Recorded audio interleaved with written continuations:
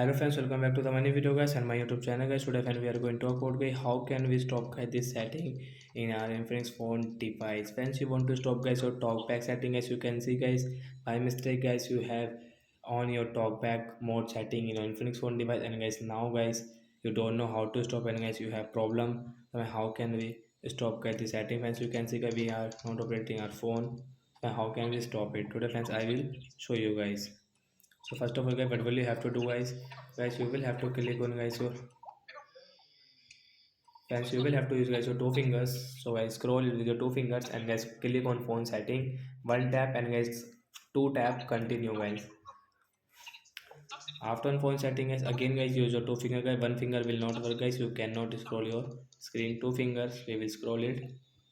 Special function guys, one tap, and guys double tap to stop talkback.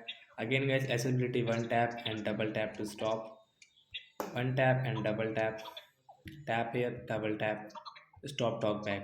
So once you want to stop talkback, stop button here guys, we will double tap to stop talkback setting.